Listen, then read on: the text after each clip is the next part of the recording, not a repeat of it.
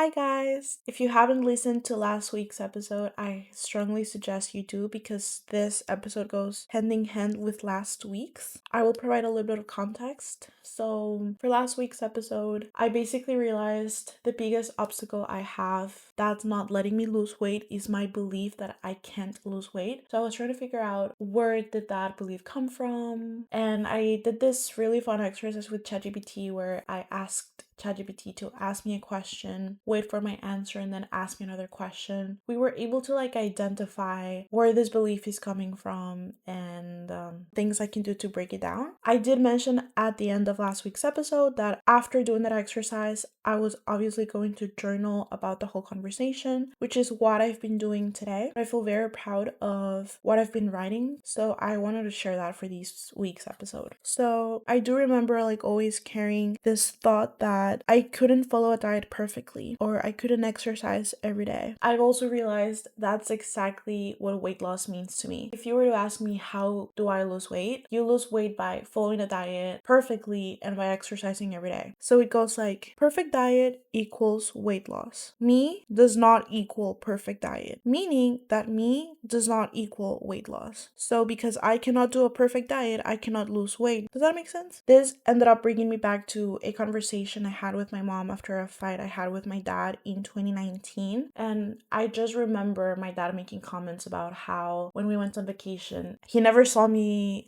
eat a salad or anything. And I was like, bro, I'm on vacation and I'm a picky eater.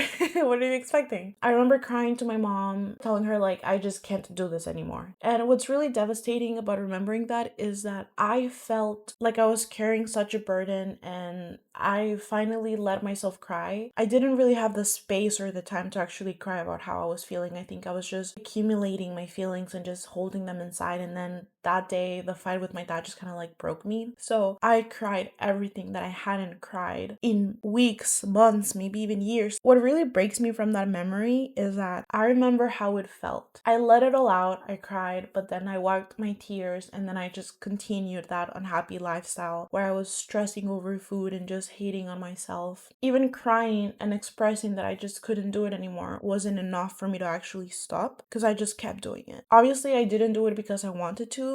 I did it because that was my life. That has been my life for the longest time, and until 2 years ago that I started changing that. When I realized I needed to heal my relationship with food, and when I actually started going to therapy and journaling and just questioning my limiting beliefs, I would feel guilty for number one, having cravings, and number two, giving into my cravings. My dad stopped putting me in diets because I remember I was in diets for 3-4 years, and then I was the one telling myself, no, I'm gonna start this diet on Monday and I'm gonna be perfect. So then Monday would come, I would start off strong, but then maybe Tuesday or Wednesday I would fall off the wagon. I would feel such a failure, and then I would just wait for next week. I realized I need to journal about this because today is Sunday. I was feeling anxious and I was just thinking, buying food right now would be so good. I think that's what I need to feel better. And I really questioned myself, okay, this sounds like emotionally eating, but what exactly happened? Why exactly do I feel anxious? Because I honestly just woke up, prayed, got ready to go to church,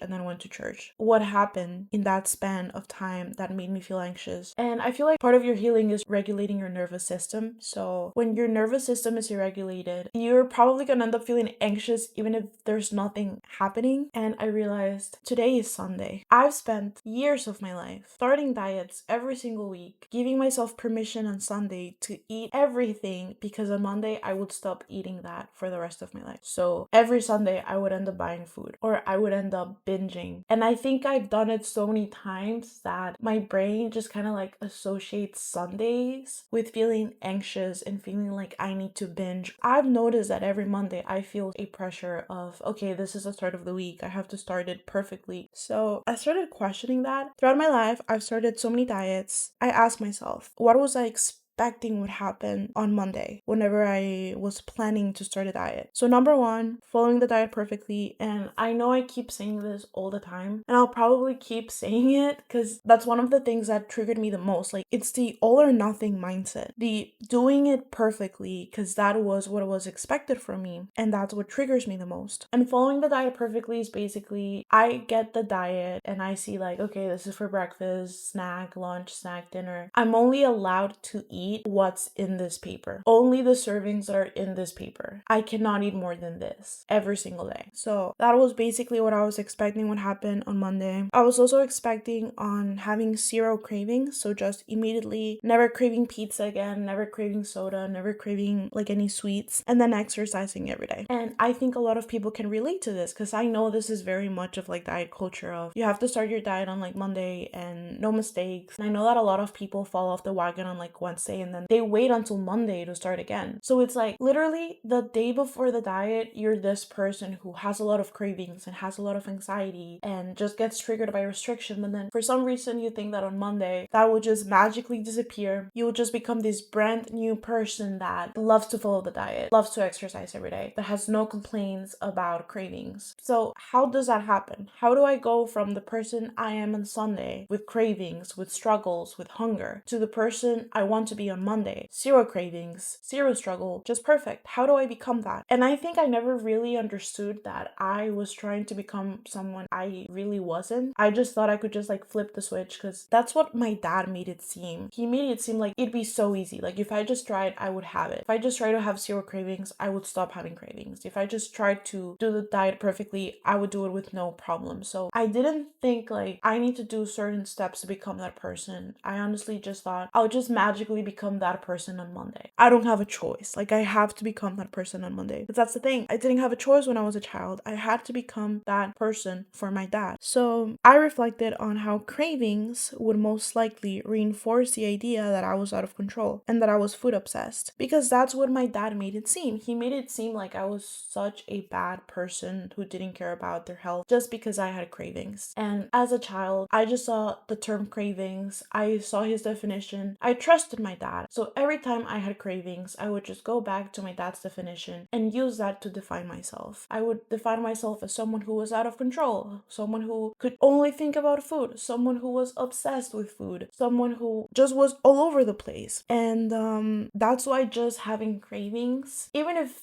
I didn't act on my cravings, just by having them, I would feel like I was a failure. And it sucks. Because of being in restriction, I would have cravings every single day. So I would feel like a failure every single day. So just think about that. Just think for like 8-10 years, I've had cravings every single day. And every single day I told myself, this is proof that I'm a failure. That's why I sometimes still get anxious when I get cravings. So I wrote, my dad made it seem like if I cared for my health, I wouldn't crave anything. And then he blames me for having cravings, giving me the sensation that my body was working against me. So the first idea is that cravings are bad and cravings are proof that I'm a failure. So the next thing I'm going to write is basically going to break down that first belief. And ideally, this is what you're going to do with just limiting beliefs that you have or negative connotations you give things that shouldn't have a negative connotation. Okay, so I wrote, cravings are natural. In my case, they're a natural reaction to the restriction cycle and mindset I was in. Now, even if I had zero food trauma, my body would still have cravings because it's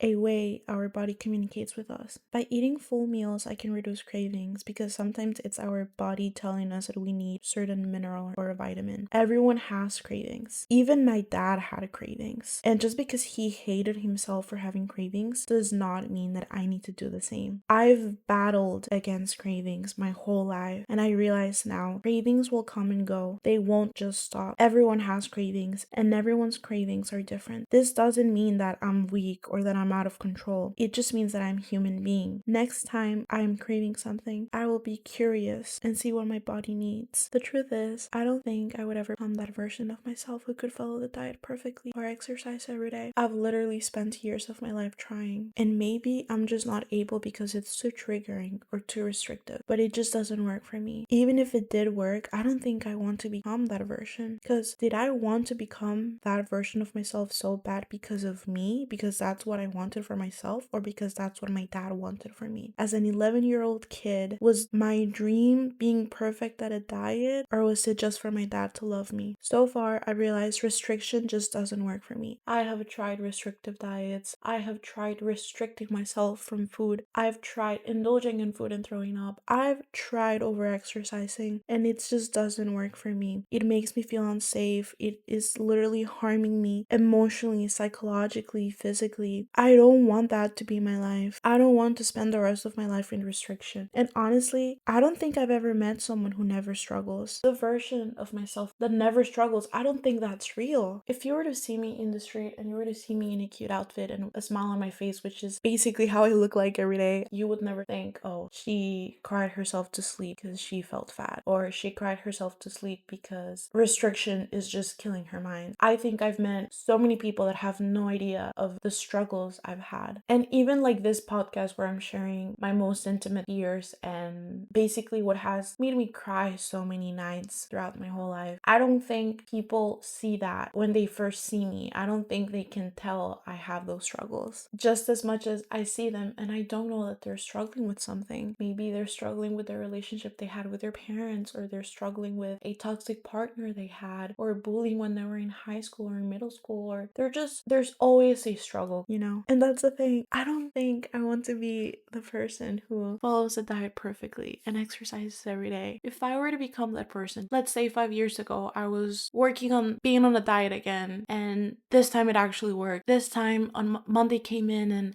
I was perfect. Tuesday came in and I was perfect. Wednesday came in, I was perfect. No cravings, no struggle. And I just started doing that, and I just started being perfect at the diet and exercising every day, every single day after that. You know what that would mean? That would mean that I wouldn't be able to eat my favorite cake on my birthday because I'd be so focused on my diet. That would mean that I would never eat my favorite dessert. That would mean that I would never drink Coke. If you know me, then you know how much I love Coke. Every single day after school, my nanny would pick us up from the bus stop and we would walk to the little convenience store. So we would go there and we would buy Coke. I grew up drinking Coke, so I wouldn't be able to drink Coke, something that's part of my culture. And to be honest, if I'm on a diet, I probably wouldn't even be able to drink anything from my country because I'm sorry, but when they were making my country's cuisine, they weren't thinking, does this have too much fat? How many grams should I add?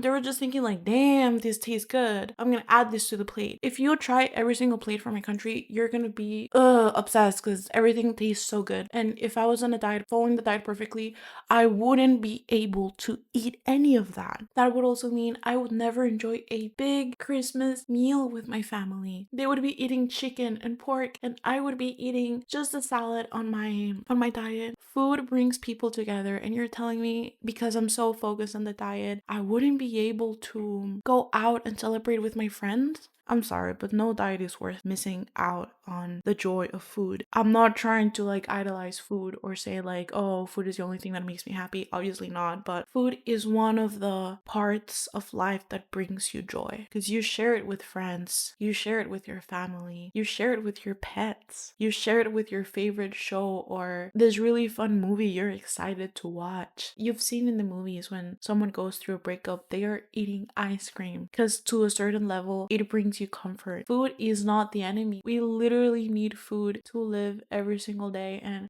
I've tried just eating from the diet. I've done that. And it was the dullest moment of my life. And I think I've already expressed this in like past episodes, the visualization I had when I thought of my life. I'll just say it again just in case. I can literally visualize a table and I walk in the picture, my head is down, I sit down and I can't see myself eating, but I know that that's what I'm doing on the table. I stand up, my head is still down, and then I leave. I'm no longer in the picture, but I can still see the table. That's how my life felt. I thought my only purpose was to just sit down, ask 0 questions, eat without any complaints, and then just leave, and then just come back when it was the next time to eat. I don't want to live my life like that. I've lived my life like that, and it's exhausting. It's draining. It's so dull. I hated it. I don't want my life to be like that. And the exercise every day, I've had such a love and hate relationship with exercise because I'm not entirely sure if I liked exercise because I genuinely liked movement or because my dad forced me to do it every day. But I've had moments in my life where even when I'm injured, I force myself to go to the gym because I feel like something bad is going to happen if I don't go to the gym. But there are other moments where I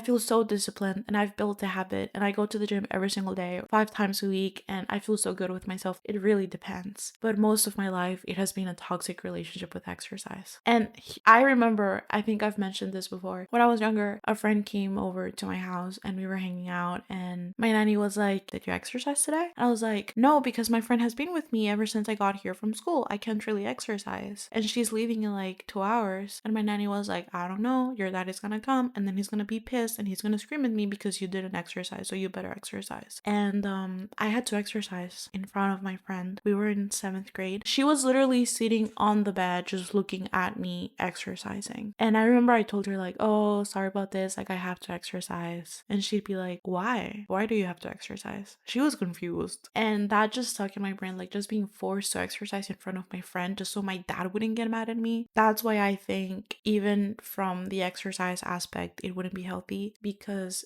when you do the all or nothing mindset, it's not really, oh, I can do exercise most of the days of the week and I can be healthy. It's more like I have to do it every single day or I'm a failure. And that's why I wouldn't be able to be that person. Because here's the thing, obviously, you need to make time for exercise, you need to make time for movement. It's very important, regardless of if you care about how you look like or not. But there are some days where it's just really difficult to add in that movement, whether it's because you are in a depressive episode or you're literally sick or you injured yourself. There's no way that you'd be able to exercise every single day. It's not healthy for you to have the expectation that you can do it every single day. That's what I mean. So circling back, I wouldn't be able to be that person, and I don't want to be that person. That is such a dull life. I think at the core, I just wanted to stop struggling. I thought that that was the solution, but I think the solution is actually changing my mindset and being compassionate when I do struggle. And here's the thing, when people crave healing, it's not like, oh, once you've healed, you're no longer going to feel like crap and you're no longer going to feel anxious about these kind of things. No, that's not what healing means. You're most likely just going to be equipped with better tools on how to handle anxiety, and you're going to be able to handle it in a smoother way than you would if you hadn't healed. So for example, like in the Bible, it says that hard things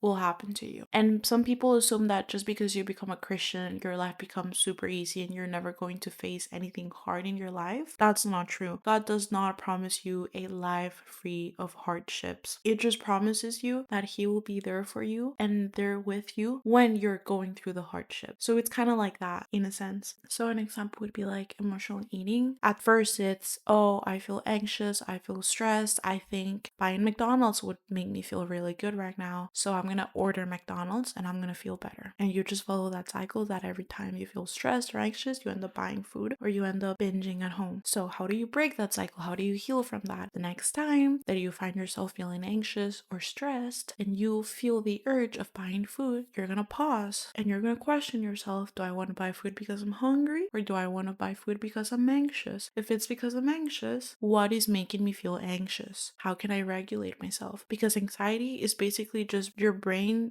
thinking that it's not safe. So how can you make yourself feel safe again? And then you just start reacting that way every single time you get stressed or anxious, to the point where the next time you feel that, it's not that hard to choose journaling or a breathing method or praying or exercising instead of going directly to food. So the solution in my case is not to just flip the switch and become this person who's perfect, but rather this person who's more compassionate with herself and just is better equipped with tools to handle anxiety and stress. Because once I become that person that's more compassionate, I'm no longer going to stop feeling or making myself feel like a failure, and I'm going to be able to be consistent rather than all or nothing. When you have the all or nothing mindset, you end up doing nothing because you know you won't do all. It's impossible. You're human. You're not perfect. Is me being perfect even something that I can even accomplish? Because now when I'm journaling, I just realize I've been trying to accomplish something that is never going to happen. I'm trying to accomplish never having cravings again when that is literally against my nature, and that's okay. So instead of expecting myself to have zero cravings, which is so unrealistic, I'm gonna accept that I will have cravings and I'm gonna make a plan. How am I gonna figure out what this craving means? How can I be curious about this craving? How can I be more compassionate? How can I understand and listen to my body better? But yeah, I've spent my whole life looking for something so unrealistic. As I go, I just need to unlink with these standards I have for myself, because I think once I unlink that, I will be able to stop feeling less pressure on Sundays, because I know that it's not gonna be the last day I have to binge. or eat something. So Monday will stop becoming this day one where I become perfect, but rather just another day where I continue to take care of myself and treat myself with the compassion and respect and love I deserve. Yeah, I think that's it.